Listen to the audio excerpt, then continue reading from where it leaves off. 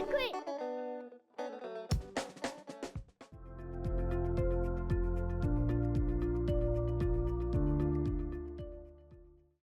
안녕하세요, 선생님들. 저는 지스쿨에서 유아임용을 맡고 있는 민쌤이라고 합니다. 내일 저희가 개론반의 개강을 앞두고 있기 때문에 먼저 처음 수강하시는 선생님들이나 아니면 완전히 공부가 처음이신 분들을 위해서 공부의 안내를 드리려고 왔어요. 자, 그러면 오늘 이 공부 안내 시간에는 어떤 것들을 말씀을 드릴지 한번 보도록 할게요. 지금 보시는 것처럼 개강반을 소개드리고요. 그리고 공부의 안내라는 것은 사실 오늘 한 번만으로 될 수 있는 것은 아니에요. 그렇기 때문에 제가 차차 순차적으로 때에 따라서 필요한 내용들을 소개를 해드리도록 할 거예요. 오늘은 아주 큰 그림, 대략적으로 큰 그림, 그리고 처음 공부하시는 분들이 아무래도 좀 궁금해하실 수 있는 것들, 아주 대략적인 부분만 소개를 드릴 예정이고요.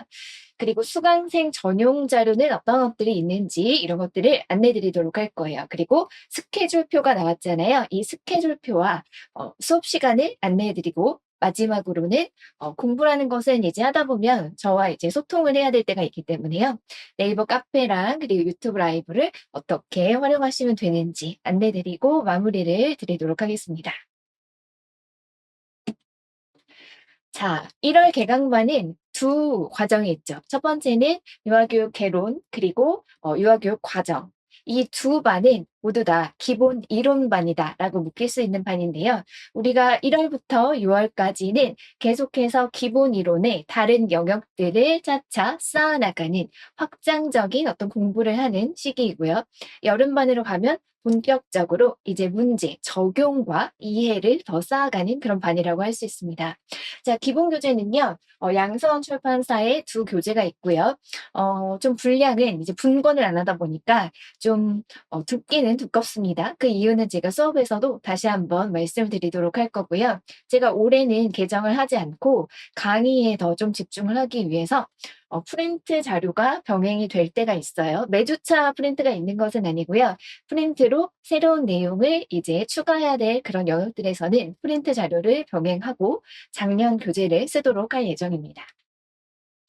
자, 개강반이 유아교육 개론반으로 명칭은 묶였지만요. 사실 이 각각의 챕터는 모두 선생님들이 학부에서 한 과목으로 공부를 하는 영역이라는 특징이 있어요. 그렇기 때문에 이 영역마다 이 각 챕터마다 즉 과목마다 특성이 다르고요. 시험에 있어서의 중요도라든지 난이도라든지 모두 다 차이가 있습니다.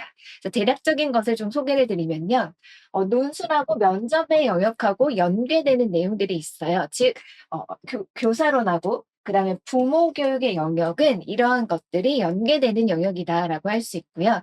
이런 영역은 공부의 방식이 좀 다르기 때문에요. 이 수업에서 또한 안내 드리도록 할게요. 자, 그리고 출제 빈도가 다른 영역보다는 상대적으로 조금 더 많고 그리고 심화 확장 내에서 문제 난이도라든지 이런 것들이 조금 더 다른 방식으로 출제되는 경우가 있는데요. 그것이 이제 가장 고전의 가장 기본적인 이론이 되는 발달 심리를 이야기하는 발달 이론 챕터 1이죠. 그래서 이번 주차와 다음 주차에 나누어서 우리가 보게 될 예정이고요. 놀이 이론과 부모 교육 같은 내용들은 아무래도 지금 유아 중심이다, 놀이 중심이다 하는 교육 과정이 있기 때문에 놀이 이론은 처음에 교육 과정이 바뀔 때 이만큼 갑자기 많이 출제가 되었고 지금도 영역을 점차적으로 이제 확대를 하고 있는 영역이다라고 보시면 되겠어요.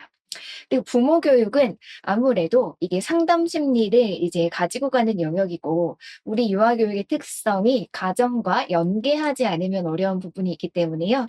그런 부분에서도 역시 중요도가 좀 높은 영역이다. 그래서 지금 방금 살펴본 것처럼 논술과 면접과 연계되는 영역이 또한 부모 교육이기 때문에요.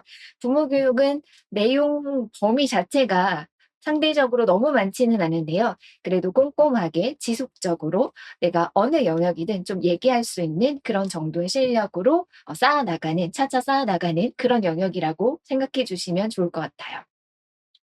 자, 출제 난이도 면에서 낮다, 그러니까 중하다라는 것은 상대적인 이야기라고 보시면 돼요. 그래서 보통 출제 난이도가 좀 낮다라고 볼 때는요. 단순하게 용어를 인출하는 방식의 시험이 나오거나 아니면 서술형이 나온다 하더라도 단순한 개념 정의를 암기한 것을 그대로 인출할 수 있는 그러한 어떤 적용력이 높지 않은 그러한 영역이라고 생각을 해주시면 되겠는데요. 사상사. 근데 사상사와 같이 묶여 있는 영역 중에 하나가 유아교육 프로그램이라는 것이 있거든요. 근데 프로그램 쪽은 아무래도 이제 실제적인 운영에서의 적용 부분이 들어가기 때문에요. 조금 더 난이도가 높아지는 문제가 간혹 섞여 있습니다. 그렇기 때문에 유아교육 사상사보다는 난이도가 높아질 수 있어요. 그리고 아동 권리와 복지라는 영역도 사실은 난이도가 높게 출제하기는 좀 어려운 영역의 특성이 있기 때문에요. 아무래도 이런 난이도에 따라서 공부의 방식이나 정도가 조금 달라질 수 있다. 목표가 좀 달라지는 거죠. 그래서 모든 영역이 동일하지 않다라는 전제하에 출발을 하시면 좋겠는데요. 왜냐하면 첫 번째, 두 번째 주차 챕터 1 유아 발달 심리 이론이 우리가 조금 꼼꼼하게 봐야 되는 영역이다 보니까 공부를 할 때 '이 모든 분량을 이렇게 해야 되는 것인가?'라는 생각을 하면은 부담감이 더 커지실 것 같아서 제가 영역마다 좀 성격이 다르다라는 것을 먼저 소개를 드렸어요. 자, 그리고 유아교육 과정이라는 반이 이제 다음 주에 이제 오픈을 하죠. 그런데 이 개강하는 요 유아교육 과정이라는 반은요. 크게는 4 가지 챕터로 나뉘어져 있는데요.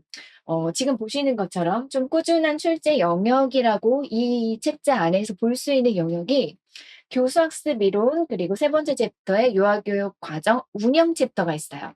교수학습 과정이라는 것은 교수학습의 원리라든지 교사의 발문 유형이라든지 이러한 것들 그래서 교사의 수업 실제와 관련이 있기 때문에요. 아무래도 출제가 그래도 꾸준히 되어 오는 그런 영역의 특성을 가지고 있고요. 교육과정 운영이라는 것은 이 교육과정인데 오타가 났어요. 교수 과정이 아니라 교육과정 운영이라는 챕터 3의 경우에는 유아를 관찰해서 평가를 한다거나 아니면 장애 통합 학급을 운영한다든지 이렇게 또한 실제와 관련이 있는 부분이고 특히나 유아 관찰은 이 누리중심 교육과정에서도 매우 강조를 하고 있잖아요. 그렇기 때문에 계속해서 꾸준히 출제가 되는 그런 영역이다라고 볼 수 있어요. 그래서 상대적으로 이 유아교육 과정이라는 책자 안에 묶여 있는 영역 중에서 그래도 공부에 조금 더 신경을 써주시면 좋겠다라는 영역입니다. 자, 근데 나머지 영역 그러니까 우리가 1 챕터와 3 챕터를 얘기했으니까 2와 4가 남았죠. 그런데 이 부분을 보시면 특정 이슈나 시기에 영향을 받는다. 그래서 출제가 아예 안 되기도 한다라는 뜻이에요. 그래서 간간이 몇 년씩 이렇게 띄엄띄엄 좀 출제가 되고 출제 안 된 지도 한참 되기도 하고 그러한 특성이 있는데요.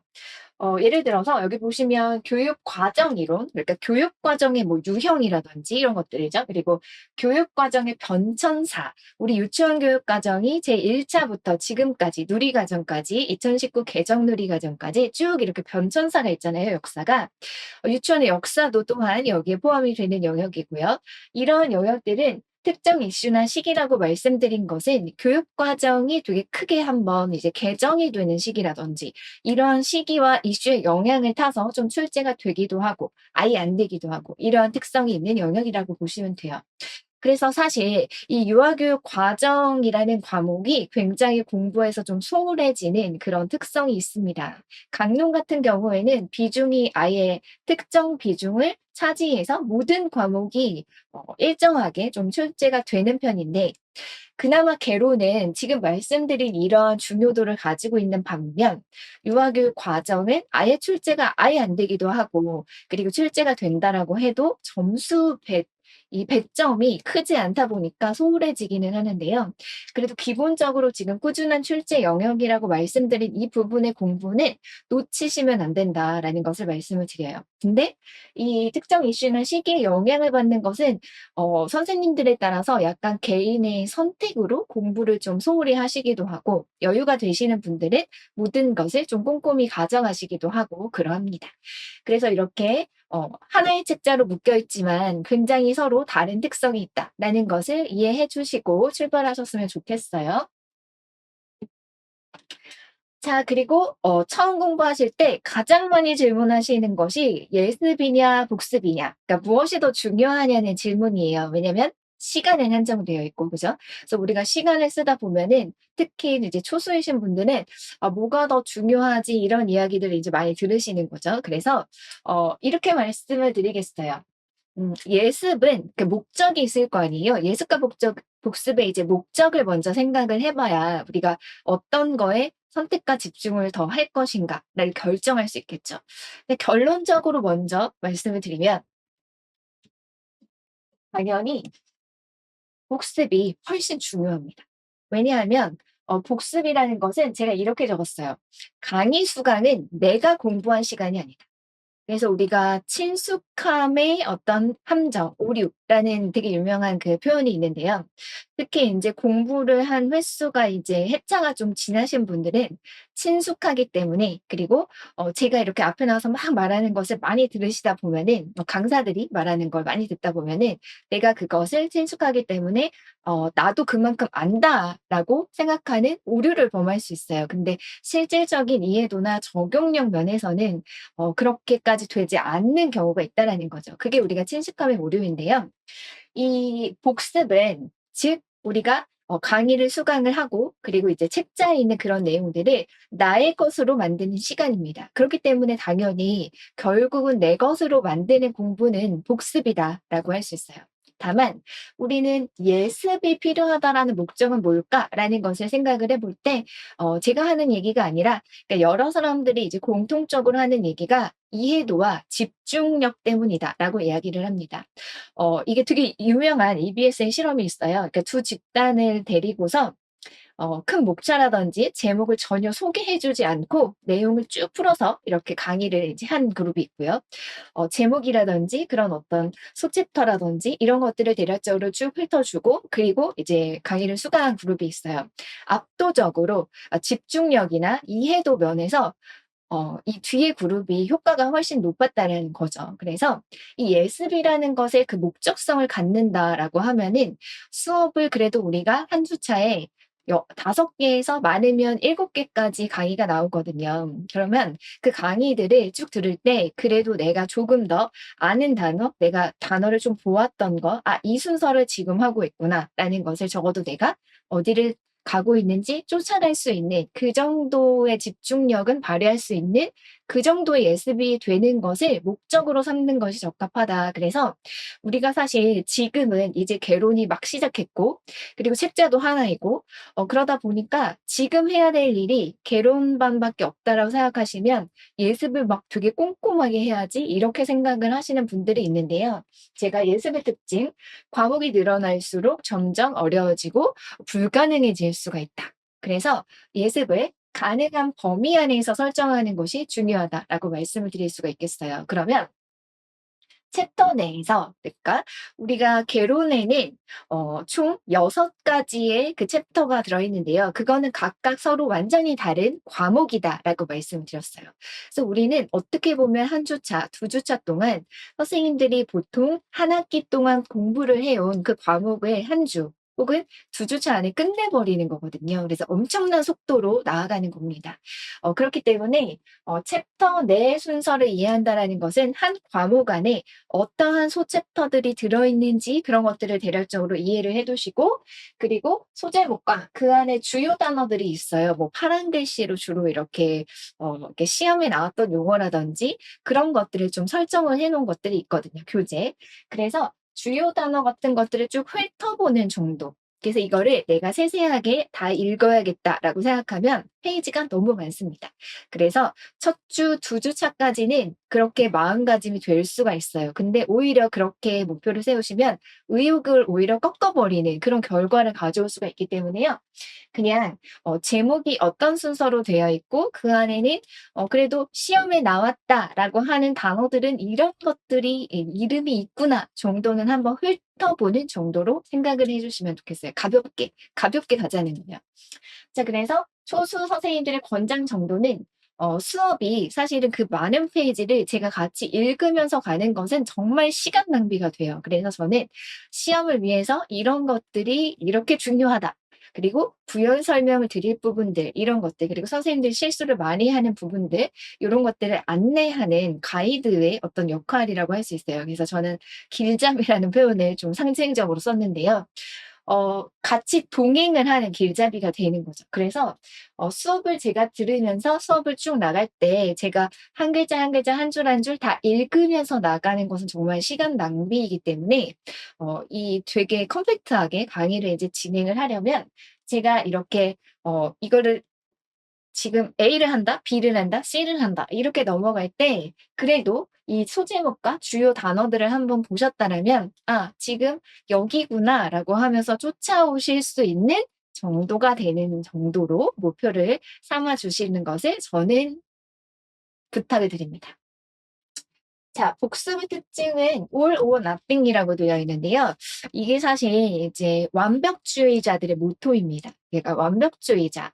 저도 이런 실수를 했던 시기가 있는데요.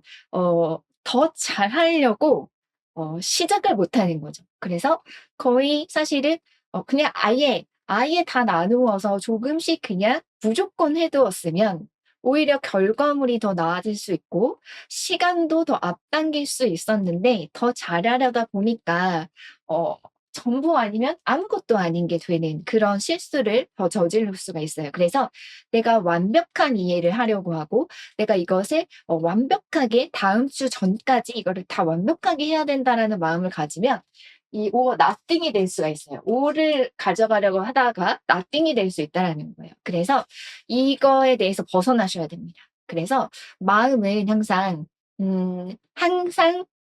바뀔 수 있는 융통성 그리고 넘어갈 줄 아는 거 요게 이제 가장 중요한 특징이다라고 볼 수 있겠는데요.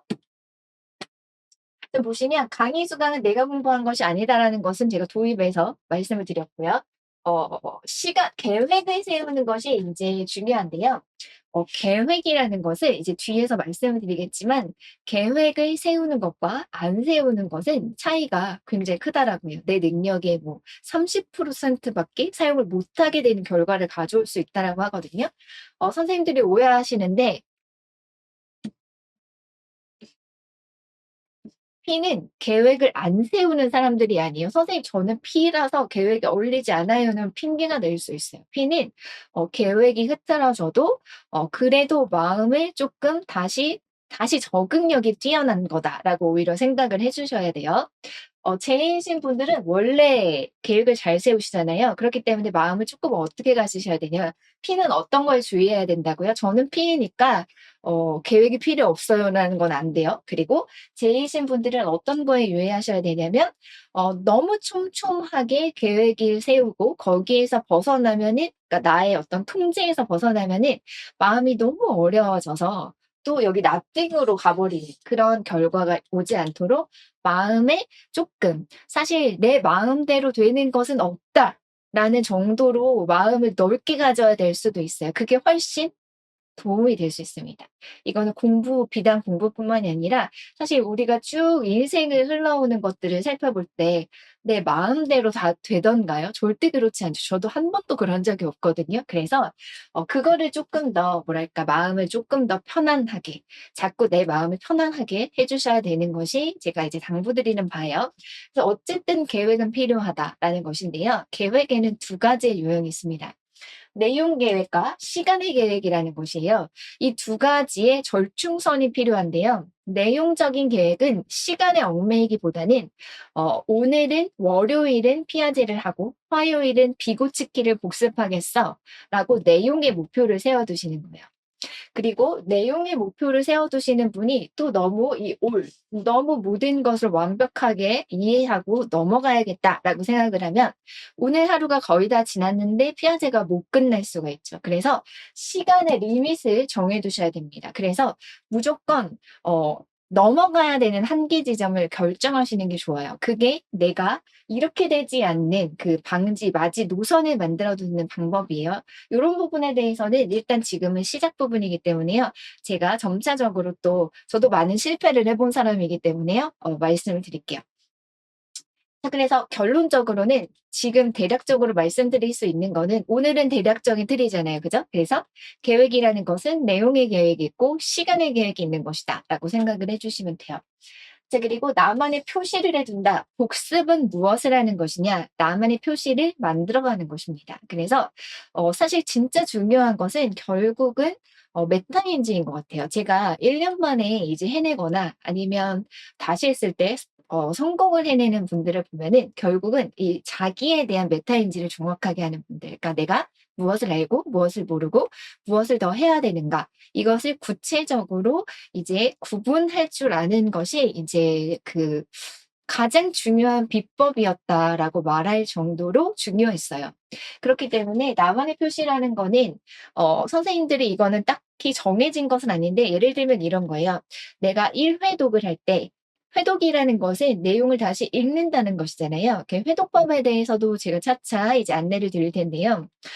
1 회독을 할 때는 전체적으로 읽는 게 중요하죠. 왜냐하면 시간이 뒤로 갈수록 할 수 없는 것들을 앞에 하는 것입니다. 그래서 처음에는 1 회독을 할 때는 전체적으로 읽는 것이 이제 필요할 거예요. 그래서 전체적으로 읽을 때 제가 이제 설명한 포인트들 이런 것들을 가지고 나만의 표시를 해서 '아 이런 것들은 더 간단하게 보는 거야. 이런 것들은 관계성에서 중요해. 이런 것들은 아예 되게 촘촘하게 이해하고 내가 시간을 들여서 계속 열심히 해야 된다고 했어.' 이런 것들은 이제 나만의 표시, 색깔도 좋고요. 기호도 좋아요. 그래서 그런 것들을 표시해 두시고 어떤 것들은 전형적인 예시라서 "이 예시를 외워도 된다."라고 했고 강사가 어떤 것들은 예시를 쪼끔만 틀어서 비틀면 1 번도 답이 되고 2번 답이 될 때도 있고 3번 답이 될 때도 있어. 이런 것들을 주의해서 표시를 한다든지 아니면 이미 시험에 나온 것과 앞으로 나올 가능성이 있다라고 말한 것들을 구분해서 표시한다든지 이렇게 나만의 표시를 하면서 다시 읽는 것이 그냥 회독하는 것이 아니라 복습이라고 할 수 있습니다. 그러나 가장 중요한 것을 한 가지만 말하라라고 한다라면 저는 이거라고 생각이 돼요. 넘어갈 줄 알아야 된다. 자 이 넘어갈 줄 알아야 된다는 것이 이 계속해서 돌아오는 all or nothing 이라는 부분인데요. 전부가 아니면 아무것도 아니다라고 가게 되면은 결국은 공부를 가장 해치는 그 방법이 됩니다. 그렇기 때문에 어 이해라는 것은요. 이해라는 측면 사실은 이거 더 얇게 했어야 되는데 제가 일단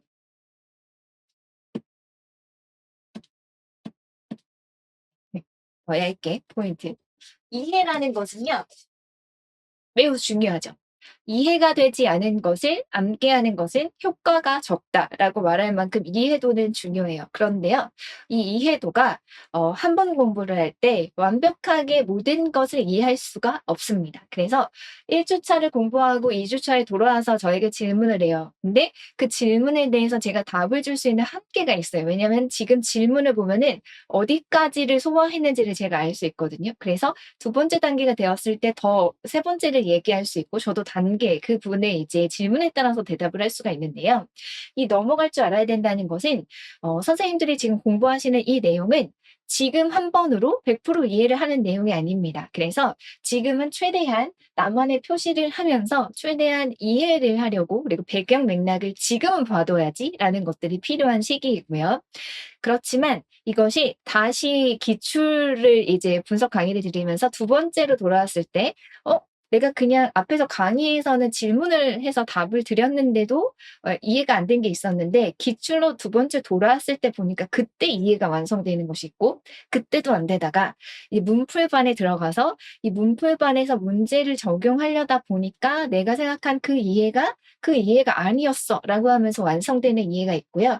이게 시기가 굉장히 쌓여가면서 터지는 그 포인트가 있어요. 그것을 보통 아하 experience라고 해요. 그러니까 영어로도 아하 경험이라는 거죠. 그래서 그것이 오는 시기가 나중이 되는 것들이 많이 있습니다. 그렇기 때문에 넘어갈 줄 알면서 공부하는 것이 성공의 비결이 될 거예요. 이거는 제가 분명히 말씀드렸어요.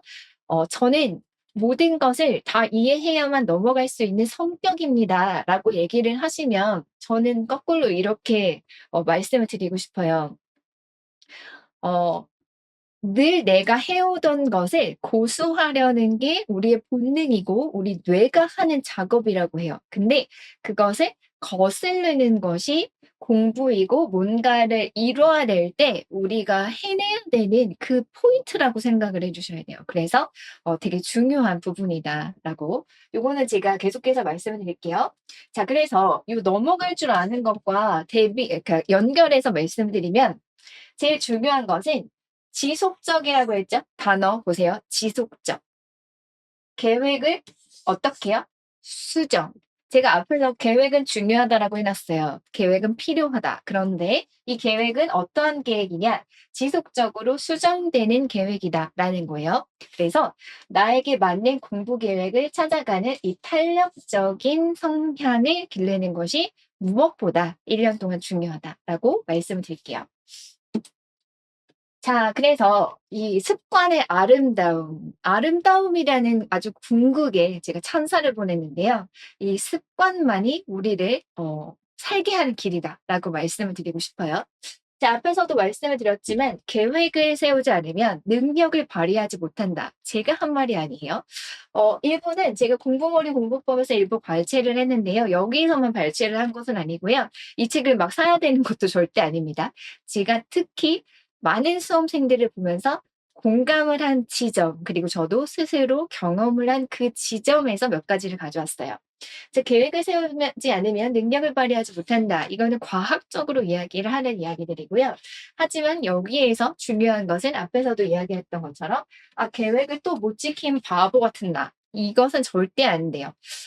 제가 되게 많은 합격 수기를 지금 한 9년 동안 발표하는 내용들을 보면서 인상 깊게 반복적으로 느꼈던 것 중에 하나는 이거였어요. 이게 뛰어난 선생님들이 빨리 합격하고 실패를 경험했다가 다시 합격을 해냅니다. 바로 뭐냐면은 계획을 또 못 지켜서 '나는 원래 이런 사람이.' 하고 몸져 눕거나 또 혼자에게 실망하거나 우울감에 젖거나 그렇게 사고가 흘러가잖아요. 왜냐면 이 생각을 하면 '나는 이렇게 또 지키지 못했어. 나는 바보 같은 나야.'라고 하면은 우울하지 않은 사람이 어디 있겠어요. 나에 대해서 그렇게 느꼈는데. 그렇기 때문에 어 이 얘기들을 되게 많이 했어요.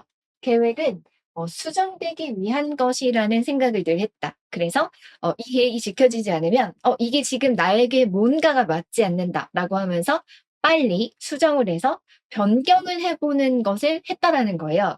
근데 요 포인트는 어디에서 굉장히 중요를 하냐면 아까 제가 all or nothing을 이야기할 때 완벽주의자들이 실패하는 이유에서 이 과학자들이 굉장히 중요하게 얘기하는 게 뭐냐면요. 이거예요. 어 시도를 빨리 하는 사람이 빨리 성공한다. 왜냐면 완벽주의자들은 시작이 늦잖아요. 이거를 계획을 완벽하게 짜서 내가 이걸 완벽하게 이해해야 다음으로 넘어가고 이렇게 되기 때문에 시도할 수 있는 그 비율이 현저히 낮아진다라는 거예요. 이건 굉장히 유명한 실험인데요. 자꾸 실험을 얘기해서. 왜냐면 증거가 있어야 되잖아요. 증거가 있어야 되니까. 되게 유명한 실험인데 이게 스탠포드인가? 제가 정확하게 기억이 안 나요. 어느 대학이었는데요. 외국의 어느 대학이었어요. 한 집단에게는 최고의 결과물을 만들어내라는 요구를 했고요. 그게 무슨 도자기였는지 뭐였는지 어쨌든 그 결과물을 만들어내야 되는 거였어요. 두 번째는 최대한 많이 만들어내라. 그러니까 질과 양이라는 두 가지 키워드를 준 거예요, 서로 다른 실험 집단에. 압도적으로 질이 높은 것이 어느 집단에 나왔겠어요? 제가 이미 의도를 가지고 말했으니까 답을 짐작을 하셨죠. 이 양의 집단에서 질적으로 우수한 게 나왔습니다. 그 이유는 바로 여기에 있어요. 일단 많은 양을 만들어내는 게 목표였기 때문에 많이 하다 보니까 질적으로 좋은 게 나온 거예요. 근데 생각도 그러합니다. 그리고 공부도 그러해요. 그래서 계획도 계속해서 빨리 수정해서 다시 시도해 보고 맞는 것을 찾아가는 사람이 유리하다라고 말씀을 드릴게요.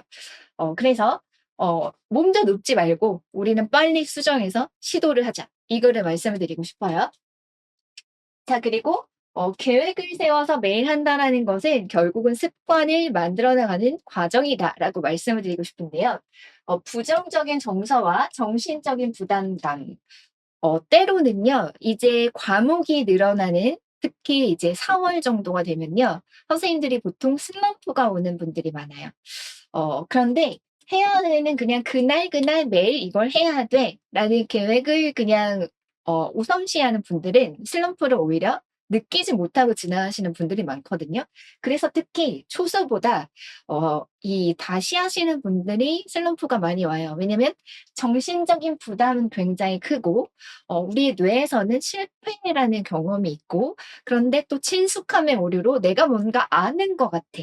그러면서 메타인지가 안 되는 거죠. 내가 분명히 지금 이 시기에 뭘 해야 될 게 정확하게 정리되지 않으면서 아는 것 같기도 하고, 정신적인 부담감은 굉장히 커지면서 '두렵다.'라는 생각을 하는데 시도는 안 하게 되는 거예요. 그런 악순환이 계속되잖아요. 그렇기 때문에 사실은 이 습관의 힘이라는 것은요.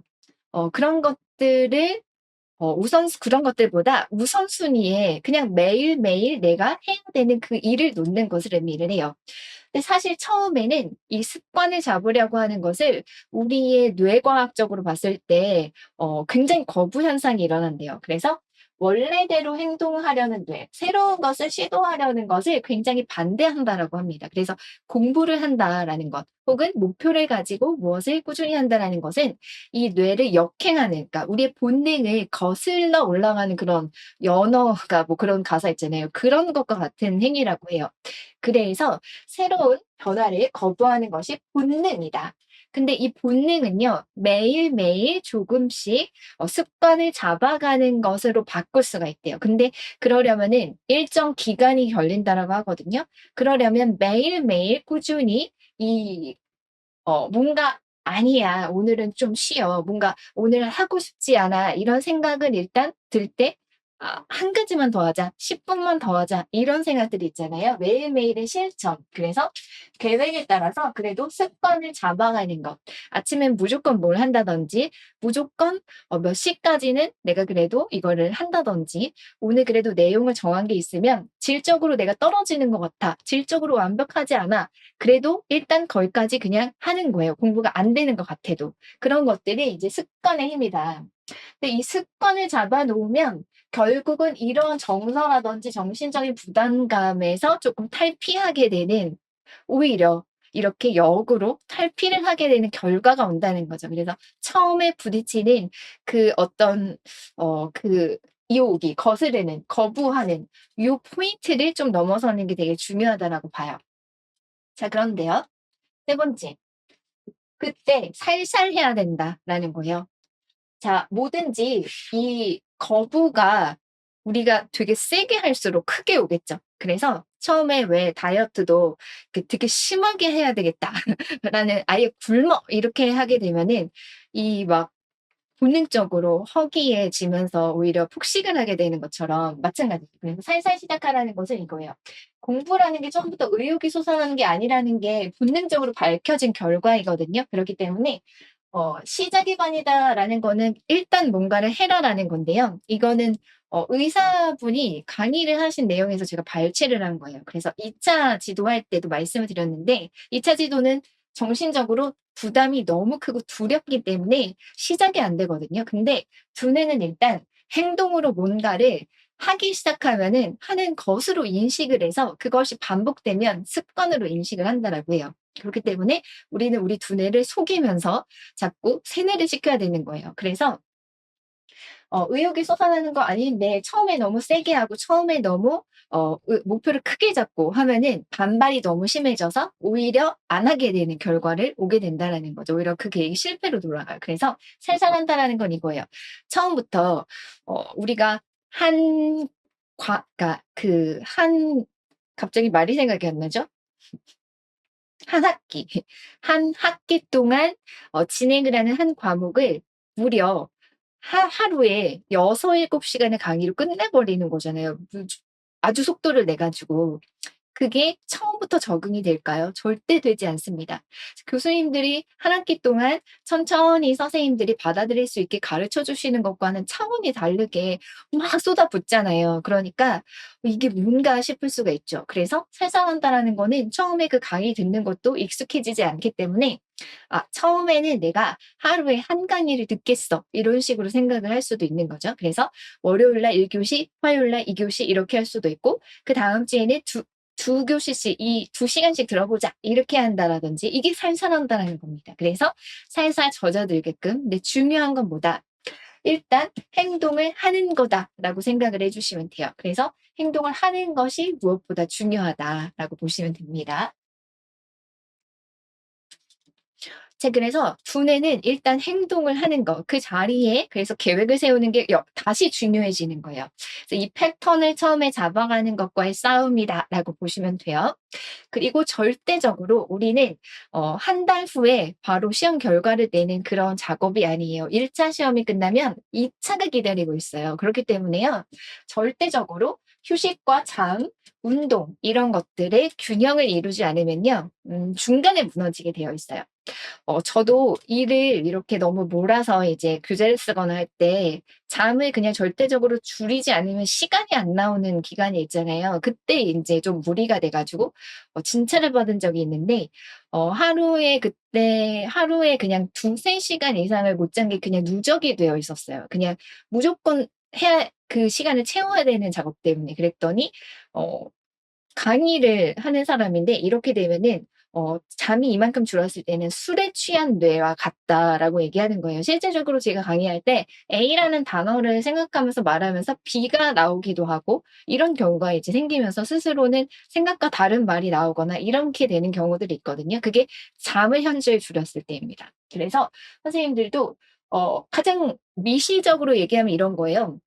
50분 수업을 하고 10 분은 쉬어야 되는 거죠. 그러니까 45 분, 50분 이상에 집중하기 어려운 게 뇌의 그 본능인데, 막 2-3 시간을 몰아서 듣는 거는 효과적이지가 않겠죠. 그래서 잠깐이라도 중간에 일어나서 양치질이라도 하고 잠깐 쉬고 10 분을 쉬고 다시 집중을 할 수 있는 게 우리 사람이라는 거예요. 그런 것처럼 전체적으로도 잠이라는 것을 시간을 확보하시는 게 필요합니다. 최소 6 시간 반이라고 해요. 그래서 그리고 운동이라는 거는 거창하게 시간을 쓰시라는 게 아니라 그래도 하루 30분 어 걸으시라는 거예요. 걸으시라는 거예요. 생각이 복잡할 때 특히 걷는 게 도움이 됩니다. 그래서 요런 것들, 이거 잔소리가 될 수 있겠지만 좀 해 봤고요. 그다음에는 이제, 하지만 제가 앞에서 말씀드린 그런 내용들은 앞으로도 차차 그 시기에 맞게 또 말씀을 드릴 거예요. 수강생 전용 자료라는 것이 있는데요. 크게는 이제 두 가지로 말씀을 드릴게요. 하나는 애플리케이션인데요. 이 애플리케이션은 작년에는 요 건강한 점 퀴즈로만 활용을 했어요. 건강한 점 퀴즈로만 활용을 했는데요.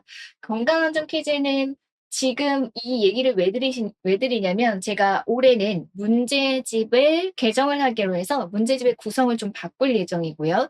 그래서 문제집의 전에 앞에 들어갔던 그 용어, 단순하게 용어 쓰는 그 내용들을 좀 수정 보완해서 그냥 애플리케이션에 넣으려고 해요, 퀴즈로. 그래서 선생님들이 이제 개론반에서는 개론 퀴즈 해 보시고, 누적이 돼서 계속해서 그 단어를 내가 떠올릴 수 있느냐, 그래서 그 단어를 설명을 보고 '이 단어다.'라고 인출할 수 있느냐 정도를 계속 지속적으로 확인을 하는 그런 퀴즈라고 할 수 있어요.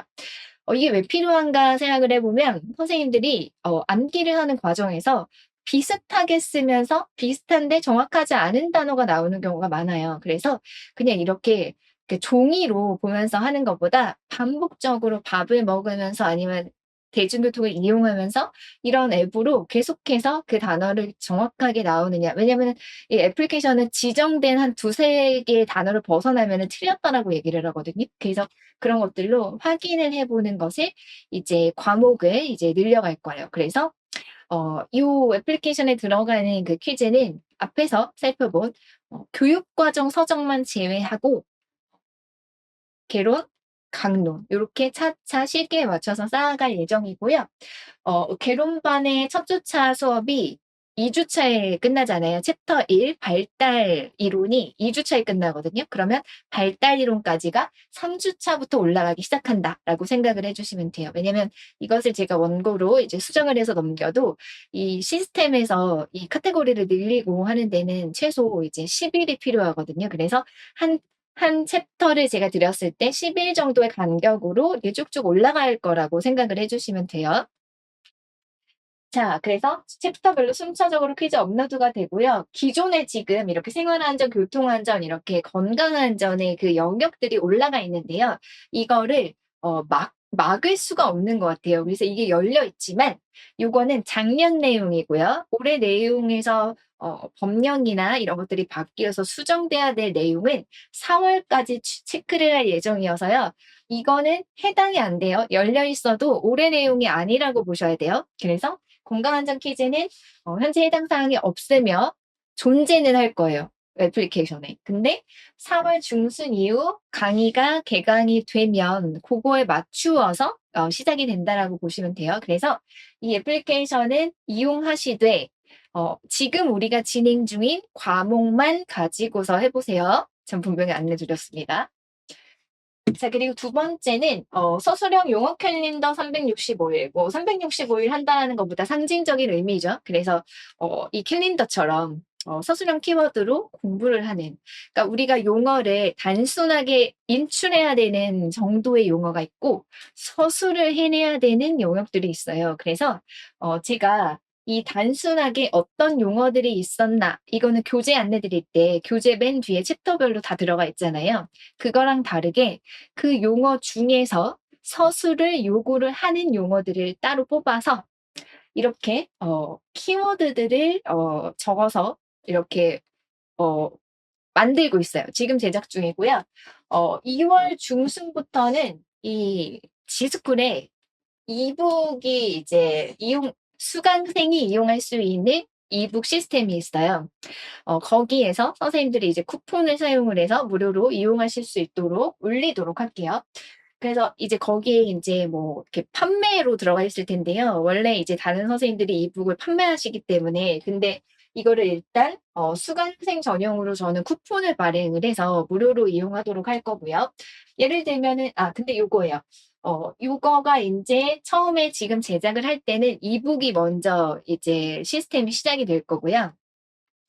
종이책으로도 보고 싶다라는 분이 계실 수 있잖아요. 근데 종이책은 제가 한 번만 인쇄를 할 수 있을 것 같아요. 아무래도 가격 부담 때문에. 그래서 강론반의 키워드까지 완성이 되는 그때가 제 생각에는 4월, 5월 사이일 것 같거든요. 그래서 4월 중순이나 4월 말 정도가 사이가 될 것 같아요. 그때 종이책은 한 번에 인쇄가 들어갈 거예요. 그래서 종이책은 강론반에서 인쇄가 진행될 거고요. 이 이북은 2월 중순에 개론반부터 시작이 될 예정이에요.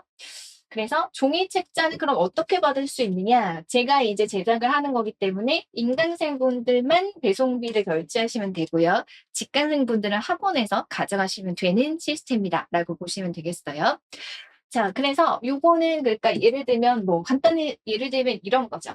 우리가 암기해야 될 용어가 보정 개념, 동일성의 원리, 보상성, 가역성이 있다라고 보면은 선생님들이 제가 이제 그 시험을 보다 보니까 모의고사를 채점하다 보면은 개념을 서술해야 되는데 예시로만 설명하시는 선생님들이 있어요. 그래서 이런 것들이 좀 필요하다라고 느꼈고요.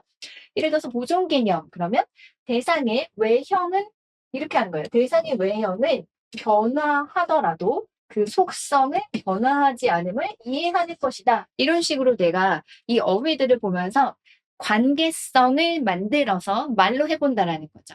저는 그래서 사실 선생님들의 그 인출에서 적용 능력이 굉장히 중요한 것이잖아요. 근데 뭐라 그럴까? 이 키워드를 중심으로 내가 관계성을 이렇게도 만들어 보고 저렇게도 만들어 보고 하지 않으면 그 백지 쓰기만으로 온전히 암기를 하면은 문제가 조금 틀이 바뀌거나 그랬을 때 적용력이 좀 떨어진다라는 그 상담을 하면서 많이 느꼈어요. 자, 그렇기 때문에 요렇게 그럼 보존 개념의 세 가지 원리라고 하는 것들도 이 보존 개념을 결국은 이해하는 거와 관련이 있는 거잖아요. 그렇기 때문에 동일성은 그 대상에 아무것도 첨가하거나 제거한 것이 없기 때문에 동일하다라는 것을 이해하는 거다. 이렇게 하는 거겠죠. 그럼 보상성 같은 경우에는 한 차원의 변화는 다른 차원의 변화를 통해서 이 상호 보완된다라는 것을 이해하는 것이다. 이렇게 되겠죠. 그러면 가역성은 변화된 상태에서 원래 상태로 가요. 되돌리면 동일하다는 것을 이해하는 것이다. 이렇게 모두가 통하겠죠. 그래서 보통 이제 보상성의 원리 같은 거 설명하라고 했을 때 뭐 길이와 넓이 이렇게 예시로만 설명을 하신다거나 뭐 비단 이거의 문제만은 아니에요. 그래서 이거를 제가 나름대로 이렇게 지금 만들고 있습니다. 자, 그래서 요거를 이제 가지고 공부를 해 보시라라는 거예요. 이거는 제가 여러 가지로 선생님들의 시행착오와 이런 것들을 보면서 몇 년간 좀 이렇게 고민했던 것을 나름대로 제 나름대로의 그런 연구를 한 거라고 보시면 되겠습니다. 자, 개론반 스케줄표 같이 올라가는데요. 여기 보시면 제가 오는 10일에 영상을 촬영을 하고 있고요. 근데 아마 이게 4시 전까지 그 영상팀에 이게 완전히 전달이 되어야 당일 업로드가 되는데 내일 아침에 될 것 같아요. 지금 4시가 좀 넘었어요. 자, 그리고 여기 보시면 이제 교재 페이지하고 어디까지 진행이 되는지 있기 때문에요. 예습을 하고 싶으신 분들은 여기까지 그 제목이랑 주요 단어 위주로 한번 보시라라고 말씀을 드린 거고요. 자, 그리고 네이버 카페, 유튜브, 라이브를 활용하는 거 안내. 그래서 아무래도 공부를 하다 보면은 우리가 이제 질문이 생길 수가 있는데요. 앞으로 다시 돌아가서 보시면 예를 들어서 챕터 1은 지금 1주와 2주 동안 한 챕터가 완성이 되죠. 그러면 이 1주와 2주까지 진행된 후에 한 챕터가 끝난 다음까지 네이버 카페에 질의응답을 올려주시면 제가 그것을 요 2주가 딱 이건 수업이 올라가는 날짜잖아요. 그렇기 때문에 여기에서 한 일주일 정도 지난 다음 일요일이나 월요일에 올라온 1챕터에 대한 그러니까 발달 심리에 대해서는 요때까지 올라오는 내용을 모아서 라이브로 진행을 하겠다라는 말씀을 드리는 거예요. 그래서 보시면 네이버 카페 질의응답 게시판이요. 아직은 제가 이 운영 방식을 좀 고민을 하고 있어가지고 작년 게시판이 이제 닫힌 상태로 있고요. 다음 주 토요일, 그러니까 2주차 강의 때까지는 제가 이 질의응답 게시판을 완전히 확정을 해서 그 오픈을 할 거예요. 그래서 질의응답은 2주차부터 올려주실 수 있도록 오픈이 될 거다. 그러면 아까 설명드린 대로 2주차 수업이 끝나고 적어도 일주일 정도는 질문이 올라오는 거를 기다려야 되잖아요. 그렇기 때문에 3주차 네, 제가 요일은 확정을 할 거예요. 근데 아마도 일요일이나 월요일 저녁이 될 것 같기는 하거든요. 그래서 라이브 시간은 항상 지정된 시간에 진행을 할 거고요. 질문을 올려주신 분들은 참여하셔서 같이 이제 제가 질문을 잘 이해한 건지 이런 것들을 같이 봐주셔도 되고요. 이 라이브는 참여 안 하셔도 궁금한 것이 없으시면 참여 안 하셔도 되고 그리고 또한 그 시간을 지키지 않아도 링크를 받으신 분들은 나중에도 볼 수 있으니까 전혀 라이브 시간에 참여해야 되는 것이 아니에요. 자, 그래서 지정된 시간에 진행이 되지만 그 시간에 참여해야만 볼 수 있는 것은 아니다라는 겁니다. 수강생 전용 링크를 발송을 할 예정이어서요. 이 링크가 있으신 분만 들어올 수 있는 게 이제 라이브다라고 보시면 되겠어요. 자, 이렇게 제가 좀 이렇게 말씀을 드렸는데요. 마지막으로 드리고 싶은 말씀은 뭘까라고 생각을 해봤을 때 제가 이 차를 사실 이번 주 월요일까지 마지막 자료를 올렸어요. 그러니까 시험 보는 주죠. 이번 주에 이제 시험을 봤는데 다행히 우리가 좀 이렇게 제가 이제 찍었던 거, 삼색 그리고 극놀이 이런 것들을 그래도 평가원이랑 경기에서 모두 다 그런 것들이 좀 반영이 돼서 그래도 좀 자신감이 너무 당황하지 않고 하지 않았을까라는 안심을 하고 있는데요. 2차를 진행할 때 선생님들과 가장 많이 서로 저뿐만이 아니라 선생님들도 많이 느끼시는 바가 바로 이거예요. 자, 우분투라는 건데요. 이게 아프리카 인사말이라고도 하고요. 의미는 이거래요. 내가 있기에 내가 있다. 그래서 결국은 해석을 하면은 상생과 배려, 공동체의 정신이 깃든 거. 그래서 아프리카 아이들에게 이런 실험을 했대요. 실험을 오늘 너무 많이 이야기하는데 걔네들은 항상 이제 배가 고픈 상황이 좀 많잖아요. 그래서 어떤 사람이 거기 연구자가 가가지고 문화인류학자죠. 그래서 연구자가 가서 맛있는 과일을 담은 바구니를 앞에다 놓고서 너희들이 제일 빨리 달리는 사람이 저 과일을 차지해서 먹을 수가 있어 라고 했는데 누구도 먼저 달려가서 먹지 않고 이 공동체 정신을 그 꼬마 아이들이 발휘를 했다라는 거예요. 거기에서 되게 인상이 깊어서 그 인류학자가 소개한 인사말입니다.